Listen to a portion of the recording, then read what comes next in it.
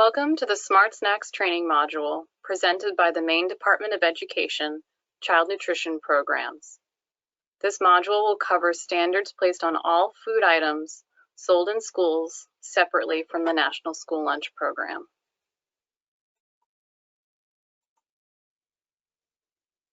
Smart Snacks are a set of nutrition standards that are applied to any food or beverage sold to students during the school day on the school campus. These are separate from foods provided as a part of a reimbursable school meal or a meal that's provided in the National School Lunch Program.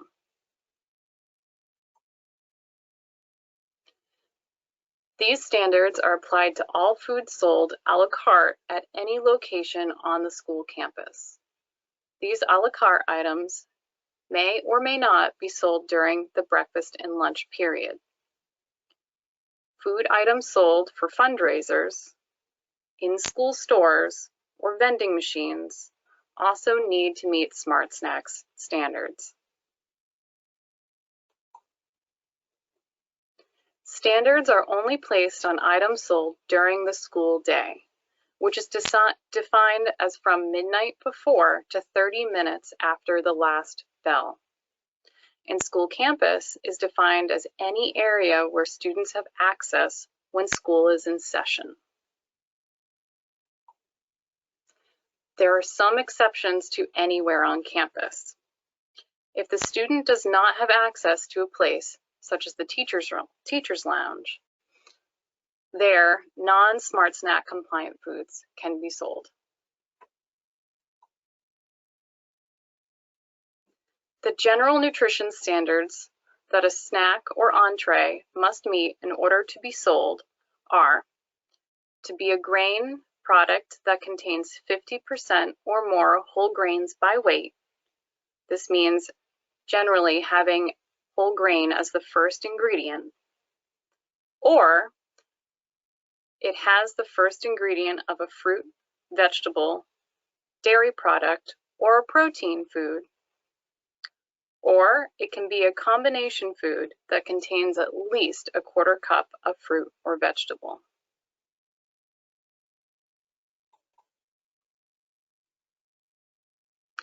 These food items must meet the nutrient standards for calories, sodium, sugar, and fats, which will differ depending if it's a snack or entree. For snacks, it can have 200 calories or less, an entree 350 calories or less. For sodium, a snack can have 200 milligrams of sodium or less. An entree can have 480 milligrams of sodium or less. The total fat can be no more than 35% of its calories. And for an entree, it is the same, 35% of its calories or less. For saturated fat, it has to contain less than 10% of its total calories. Same for an entree. And for sugar, a snack item and an entree item must have less than 35% of its weight in sugar. Condiments or accompaniments to snacks and entrees must be included with the nutrition profile. For an example, a bagel with cream cheese or a salad with dressing must have the dressing and cream cheese added to the nutrient profile. The calories, sodium, and fat must be calculated along with the food item it's being sold with.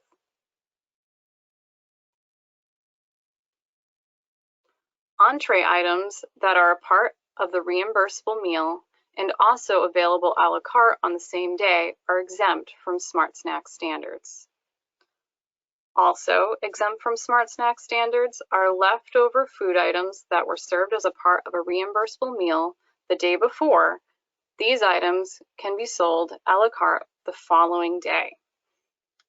An example of this would be if you offer pizza Monday, Wednesday, and Friday as a part of a reimbursable meal, it could be sold a la carte daily and be exempt from meeting Smart Snack standards. Best practice when allowing purchases of entree items is to offer them as a reimbursable meal and then sell them a la carte.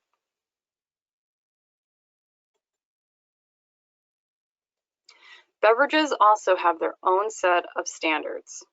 The following are beverages that are allowed to be sold to students depending on their age or grade grouping. Plain water, with or without carbonation, unflavored or flavored 1% fat-free milk, 100% fruit or vegetable juice, and 100% fruit or vegetable juice diluted with water, with or without carbonation, and no added sweeteners.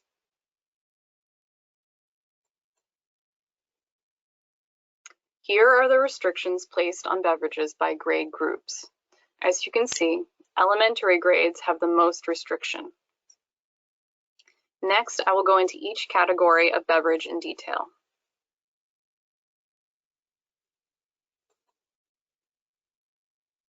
For 100% juice, elementary students are limited to no more than 8 ounces, where middle and high school students are restricted to no more than 12 ounces. These serving sizes are also the same for unflavored 1% or fat-free milk. If grade levels overlap in the school building or share a cafeteria, you must follow the more restrictive guidelines or the lesser grade grouping.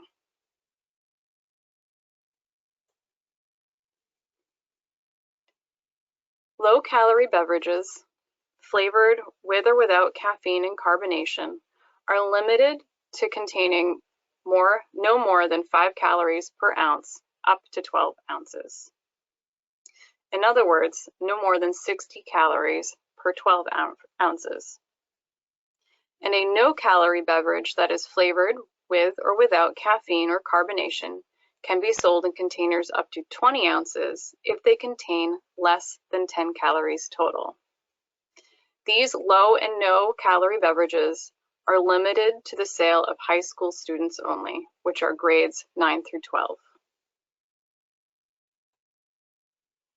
So now that we have gone over the nutrient guidelines in order to meet Smart Snack standards, we will go over a few resources you can use to determine if a product meets these standards.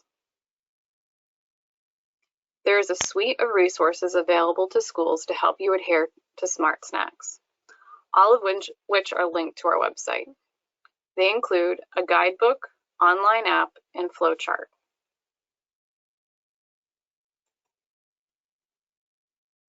This is a printable flowchart that is available on the Maine Child Nutrition webpage.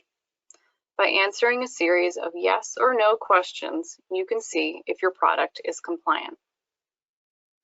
This might be a nice resource to have on hand for locations where a computer or phone are not accessible to the internet, for a quick reference. Next is an online application called the Smart Snacks Calculator. This web app will ask you a series of questions about your product and will tell you if it is compliant. We will go over this more in detail on the next slides. There is also a list of products that are predetermined compliant on the Healthier Generations webpage. It is always good practice to double check these items before you purchase them, even if the list has been given to you. The Smart Snacks Calculator is your best resource. Here I'm going to give you an example using the Smart Snacks Calculator with this breakfast bar. On the right-hand side, you can see the nutrition facts label and the ingredients list of the product. By going on to the Smart Snacks Calculator webpage, it will pull up a series of questions and ask you if your item is compliant. The next slides are screenshots from the calculator. The first question the calculator asks is what type of product this is. In the case of a breakfast bar, we are selling it as a snack item, so I will select snack.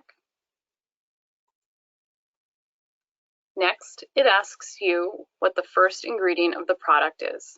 So looking at your nutrition facts label, The first ingredient listed for this breakfast bar is whole grain oats. So we are going to select whole grain.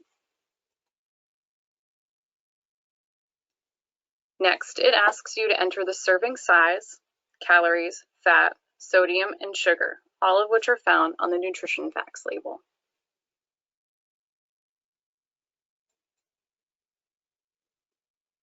For this product, once you hit enter, it will tell you if it is compliant or not compliant. In this case, the Nutrigrain bar is compliant. This is a printable screen where you can enter a brand name or the product name and print it to save for your records. It is recommended that you keep all documentation for items that you're selling separate from your reimbursable meal. And just as you shouldn't judge a book by its cover, you shouldn't judge the product on how it looks.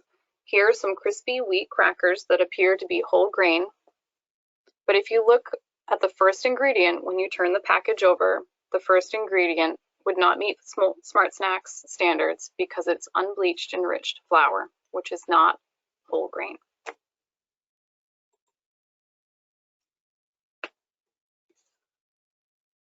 When a la carte items are made from scratch, nutrient analysis must be conducted on the recipe. The nutrient analysis should then be put through the Smart Snacks calculator to assess for the product's compliance. Most school nutrition program software allows you to analyze scratch recipes for nutrient content.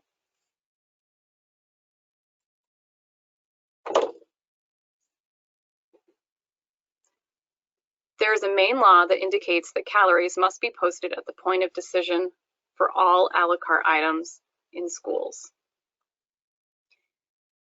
Even on open carts and racks where a product can physically be handled to read the label, calories must still be posted.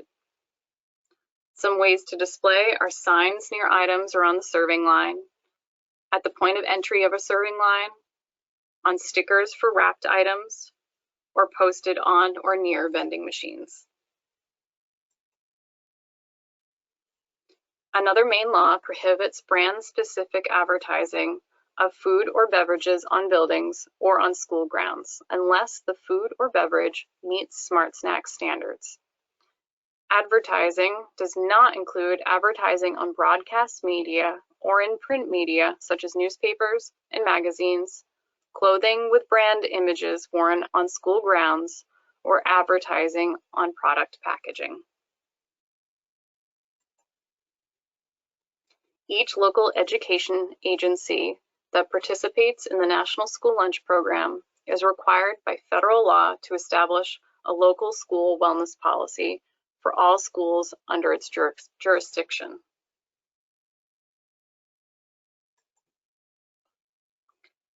The nutrition policy must include standards for all food items sold in your schools during the school day. In the policy, the school can choose to adhere to all state and federal guidelines or become more restrictive with the types of food items sold.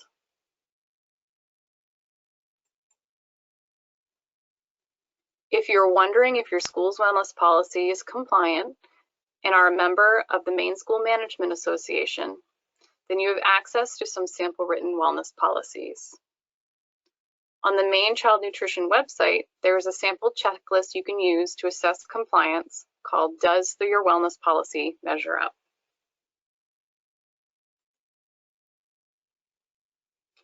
Thank you for tuning in. This concludes our Smart Snacks training module. For more training modules like this one, please visit our webpage. Thank you.